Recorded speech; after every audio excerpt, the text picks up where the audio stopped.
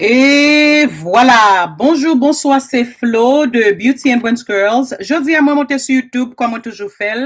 Depuis que j'ai information pour me partager avec konnen yo et communauté à tout entier.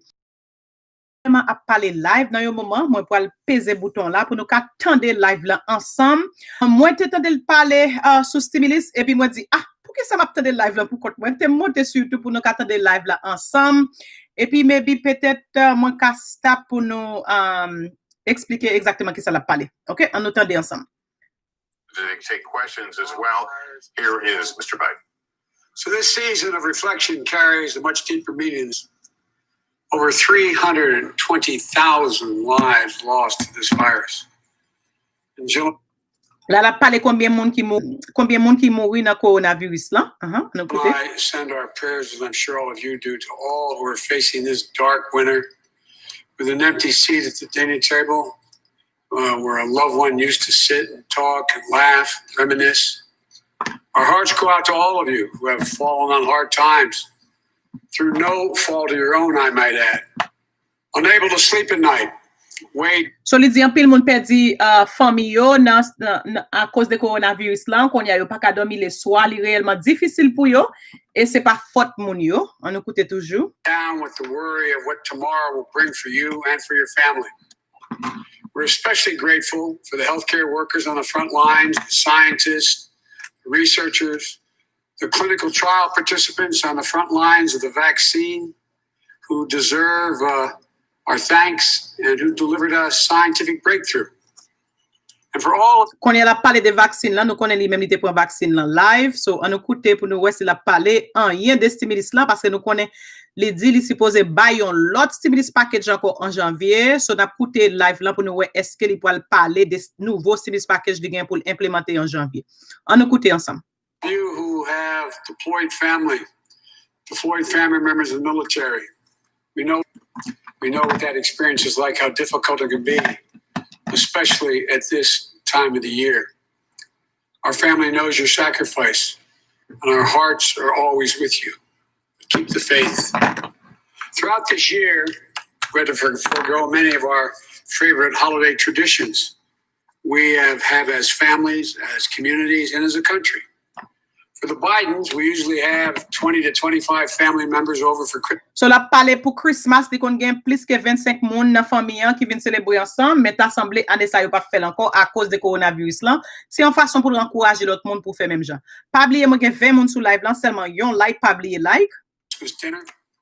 And then the immediate family, 14 of our kids and grandkids and their spouses for coming down the stairs on Christmas morning, but not this year. Like we did over Thanksgiving, we all have to care enough for each other that we have to stay apart just a little bit longer. I know. Li di nous supposé care pour l'un l'autre assez pour nous parler ouais l'un l'autre pour Christmas rete la kay nous rete pas nous pas besoin aller famille parce que nous pas vle al porter maladie by grand-père, grand-mère, so c'est ça la parler là, c'est ça famille nous fait, c'est ça li encourager pour tout le monde faire. It's hard. We have a long way to go, but we're grateful that we've got the vaccine.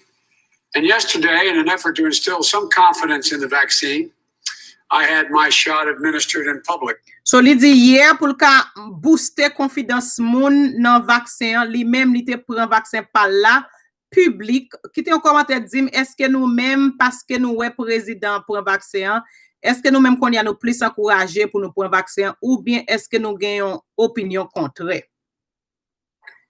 I got a chance to thank all those nurses and docs at Christiana Hospital for what they've been putting up with and doing for so long. I look forward to the second shot and I have absolute confidence in the vaccine. Nous connaissons fait information vidéo sur tous les deux vaccins Pfizer avec Moderna, c'est 2 shots ou supposé prendre. Li prend yon piqui qu'on y a li di gain pour la prendre l'autre deuxième piqui encore. But we're in short supply. Taking the vaccine from a vial into the arm of millions of Americans is one of the biggest operational challenges the United States has ever faced. We're 300 million people. And we're going to take many more months for that to happen. In the meantime, this pandemic rages on. Experts say things are going to get worse before they get better. notwithstanding the fact we have the vaccine. So pour coronavirus lan li dit tout scientiste yo qui c'est expert dans field côté au travail là dit maladie pour al vin pi mal avant li vin pi bien. So faites attention la mais nous mettez masques parce que bagay yo pour al pi mal avant vin pi bon. As you all know, we're averaging a death rate of close to 3,000 people a day. That means we're going to lose tens of thousands of more lives in the months to come. So nan mois sa ki pral vini la, li di ki pral gen plus moun ki mouri nan coronavirus lan. So la partager quelques statistiques avec nous. And the vaccine won't be able to stop that. Et li di sa ki mal lan vaccin pap ka suspend moun sa yo mouri. Merci avec 33 moun ki sou live lan, ba nou like parce que nous seulement 7 like. So we'll still have to remain vigilant. We need everyone to mask up, stay socially distanced, avoid large gatherings. Li di li besoin pour tout moun mette masks et puis kembe distance nou et puis parler en foule. Particularly inside. We need to work in a bipartisan way. That's the only way we're going to get through this in tough times. By the way, m'a vini oui, nou kaye mwen getan li an pile information concernant des stimulus package lan. Nou gen pour nous monter, pour nous partager toute information avec vous. Gan pile information, plus que 600 pages stimulus package lan. So, rete branché nou gen pour nous monter, pour nous faire un live sur stimulus lan. We have our first hint and glimpse of bipartisanship. I applaud the Congress. Their economic relief package included funding for vaccine distribution, much needed temporary relief for workers, families, and small businesses. In this election, the American people made it clear they want us to reach across the aisle and work together on matters of national concern to get something done. And I believe that to be the case from the very beginning of my campaign. And I'm happy to see members of Congress heeding that message as well from their own constituents. Leaders in both House and Senate, both parties, deserve credit for making the hard compromises to get this done. So la bay ni démocrate yo ni républicain yo crédit, li di li même nan présidence parlant, li besoin travail ensemble avec républicain yo, so li bay ni démocrate yo ni républicain yo crédit parce que yo te passé stimulus package là. Well, like all compromises, it's far from perfect, but it does provide vital relief. Li di stimulus package là li pas parfait. Li pas parfait, mais li seulement provide yon ti soulagement. At a critical moment. However, as I've said all along, this bill is just the first step, a down payment, in addressing the crisis. Mais ça me devait s'entendre, li di bill sa, stimulus bill sa, c'est down payment. Lo acheton kay, ou pa paye kay en full, ou bay yon down payment. OK? So, di di stimulus sa, c'est un down payment liye, c'est pour ko bagay lan sa. An nou tande? A crises, more than one that we're in. There's a lot more work to do.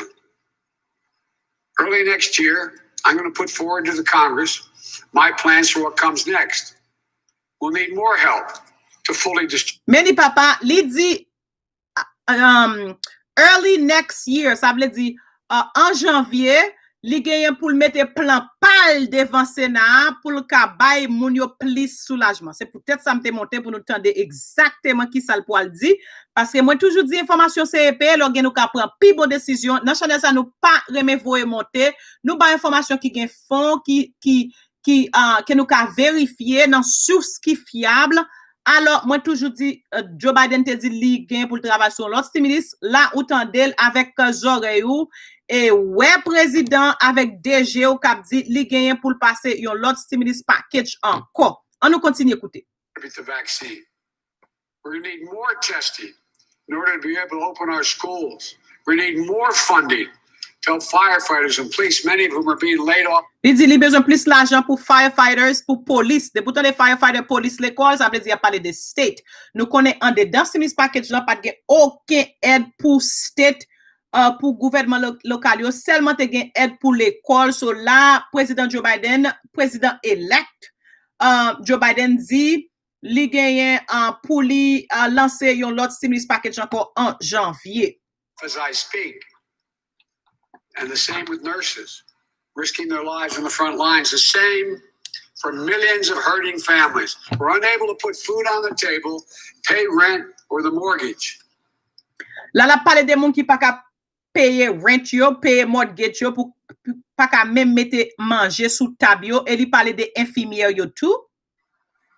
Unemployment's extended for another 10 weeks.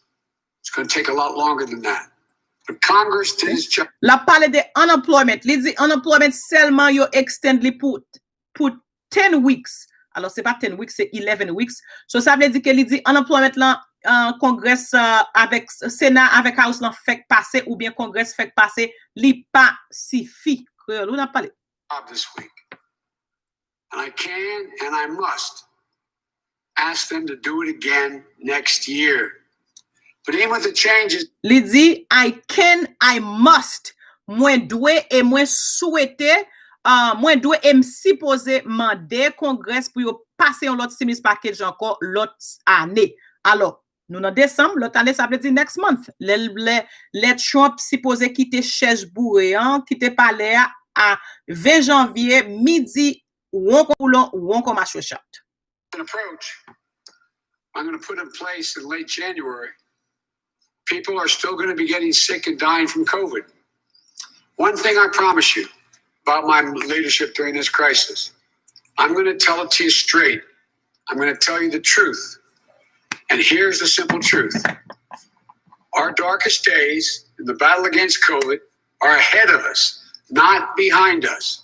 So Meni papa li di coronavirus lan jou ki pi mal yo poko vini yo genyen pou yo pase yo pa derrière nous mais yo devant nous ça veut dire yo poko vini gen plus moun ki pou al mouri. Prepare ourselves to steel our spines. As frustrating it is to hear, it's going to take patience, persistence, and determination to beat this virus. There'll be no time to waste in taking the steps we need to turn this crisis around. My administration will start to do its part on our first day in office with masking requirements, a new strategy for. Li di premier jour nan office c'est sous ça pour le travail et puis il pour travailler tout sous masque pour masks critères pour moun mette masks, OK? So li pour travailler sous stimulus là avec critères quelques qui pi jamblé pour moun ka rete safe pour maladie pas de fil farino. Testing, accelerated protection, protective gear. And we're going to challenge Congress and the American people to step up immediately as well to do their part. As with the relief bill passed by Congress, there's another challenge which my administration will confront on a bipartisan basis. A massive cybersecurity breach against the U.S. companies, La parle de sécurité, as well as federal agencies. sécurité pays. And there's still so much we don't know, including the full scope of the breach or the extent of the damage it has caused. Nous connaissons quelques sécurité pays qui en danger côté Donald Trump lui-même il était blâmé chinois yo mais en pile monde dit c'est là aussi qui cause ça. But we know this much. This attack constitutes a grave risk to our national security. It was carefully planned and carefully orchestrated. It was carried out by using sophisticated cyber tools. The attackers succeeded in catching the federal government off guard and unprepared. Foreign actors have been working this breach since late last year, at least last year, setting the landscape to compromise our systems, scraping up sensitive information from our world-class tech sector and from private businesses and from United States government agencies. The truth is it. Merci Pierre, bon Dieu ben ou tout chéri doudou. The Trump administration failed to prioritize cybersecurity. So la blâme gouvernement Trump lan li dit que gouvernement Trump lan li pa mette sécurité pays en priorité. That from eliminating or downgrading cyber coordinators in both the White House and at the State Department, to firing the director of Cyberspace and Infrastructure Security Agency, to President Trump's irrational downplaying of the seriousness of this attack. Enough's enough. In an age when so much of our lives are conducted online. Ok, la président, nouveau président élu, Joe Biden, fait dit, li bouquet avec Trump. Enough is enough. Parce que monsieur, réellement, a mette sécurité pays en danger avec crocodile là aussi. Cyber attacks must be treated as a serious threat by our leadership, the highest levels. We can't let this go unanswered.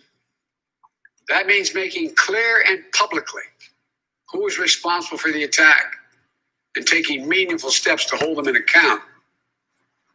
Initial indications, including from Secretary Pompeo, Secretary of State, and Attorney General William Barr, suggest that Russia is responsible for this breach.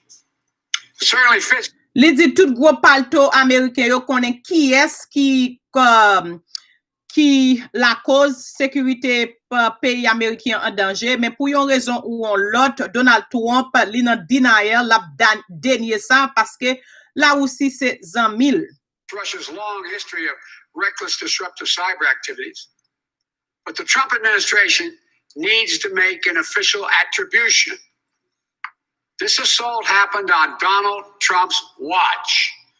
Li di li lè pour li temps pour président Donald Trump agir parce que là c'est dans montre li, c'est sous présidentiel que yo attaqué sécurité pays.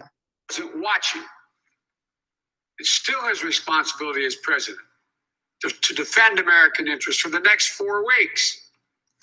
But rest assured. Li di président gen 4 semaines encore, pendant 4 semaines ça li supposé kembe sécurité pays nan plamen, mais pour une raison ou l'autre, c'est pas ça Donald Trump a fait, c'est dans côte lié la batte pour li ouais qui Jean Lika prend élection. Oui, la batte pour voler l'élection toujours, oui, ça veut dire que li besoin on sorte des coups d'état. Alors il pas dit ça, c'est moi qui ajouter ça parce que nous connaissons Donald Trump, il réellement pas agite comme un président là, Donald Trump gon l'autre bagaille la pour régler. And even if he does not take it seriously, I will. While I'm disappointed by the response of President Trump, I was pleased to see leaders in both parties in the Congress speak out loudly and clearly on this attack. Again, I want to thank prominent Republicans in the Senate, particularly for speaking out. It's a sign. Là, il dit à tout républicain yo merci qui parlait de sécurité ça que yo attaqué sécurité paysan malgré républicain yo pas nan prend parti pris yo ouais vraiment vrai ça qui passé hein li mérité yon point ou li mérité underline c'est ça président américain dit Donald Trump et l'autre républicain yo semblait pas d'accord chita dans même page avec Donald Trump sous affaire sécurité paysan est-ce que c'est là aussi yo vle blâmer ou bien est-ce que c'est chinois yo qui fait a sign that with the new administration, we can confront these threats on a bipartisan basis with a united front here at home. That should be encouraging to the American people and a warning to our adversaries. In the meantime, the president's team for the next 4 weeks need to cooperate fully, which they haven't been doing, to share information that becomes available. Meni papa, li dit c'est là pour Trump partager toute information avec lui parce que nous connaissons Donald Trump qui met toute sécurité information en base celle li tant que c'est li pour là avec yo so là Biden dit li temps pour monsieur ouvrir folder li et partager information ça yo avec Donald Trump avec Biden pour pas mettre sécurité pays en danger. Both the impact and our response to ensure a smooth transition to protect the American people as administrations change. Over the next month, I intend to continue focusing on building my team so that the right people are in place on day one of my administration to take over this effort, to prioritize cybersecurity across the board. I'll consult with experts to plan for the steps that my administration will take in order to secure our systems, improve our cyber defenses, and to better withstand future. Là, la parle que j'en la bâti yon team qui solide pour ka aider sécuriser pays parce que Donald Trump lui-même c'est pas ça l'a fait. Attacks that we know will come and to impose cost on those who conduct them. I fully expect bipartisan support for this based on what we've heard so far. Our adversaries are highly capable, Cyber threats are among the greatest threats to our global security in the 21st century. I believe we have to treat them with the same seriousness of purpose. Now, li di adversaire yo, moun ki parle Amerika yo réellement capable pour yo détruire pays avec technologie que yo gen nan men yo, qui est extrêmement important parce que yo ka détruire pays pour yo gâter élection et là et en pile l'autre bagay encore qui donc Biden pas prend bagay sécurité pays li prend au sérieux.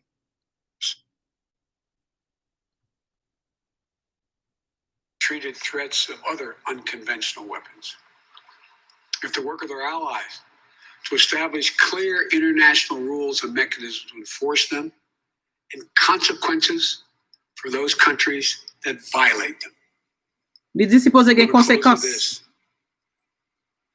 As I look at the first of what will be millions of vaccinations going in the arms of Americans after hundreds, thousands of lives lost, a Congress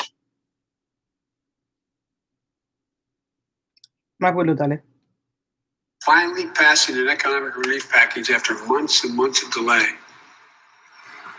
and a new urgency for a bipartisan approach to cybersecurity after years of a president who refused to stand up to our adversaries and hold them accountable. I'm reminded of the quote this season from a Jesuit priest named Alfred Delp. He wrote, quote, "Advent is a time for rousing." Delp believed at first we are shaken to our depths, and then we're ready for a season of hope. As a nation, we've certainly been shaken to our depths this year. Now it's time to awaken, to get moving, time for hope. We've gotten through tough times before in this nation. We'll get through these difficult times as well. So la bay américain espoir là, li di nous passer en pile péripétie mais qu'on y a c'est là pour espoir. And we'll do it by coming together, by working with one another, by being, you've heard me say many times, but we are at our best, the United States of America. There's certain things. Li di pays en relè United States of America. Ça veut dire c'est une nation qui unie, c'est un bon state, c'est pas nation, c'est un bon state qui unie. So là qui donc n'a pas bouger ensemble pour nous voir qui j'en nous ka sorti dans péripétie ça. That rise way above partisan differences that threaten the United States. There are national security interests that require us to cooperate. And I'm confident we'll be able to do that. After a year of pain and loss, it's time to unite, to heal, to rebuild. For all those who are suffering right now, who've had enormous loss, who lie awake at night wondering what tomorrow's bring, I'd say, well, God bless you all, and I promise you, we're going to continue to push as hard as we can to finish the job. Li di pour un pays moun k'ap souffri qui pas connaît qui ça demain si Dieu veut apporter, li garanti ou la pousser pour ka fini travail là. May God bless you all. May God protect our troops. Merry Christmas and happy Li di bon Dieu béni nous, Merry Christmas and Happy New Year. holidays to you all. And I'll be happy to take some questions. Qu'on y a la point question dans la presse là. Tell me who's.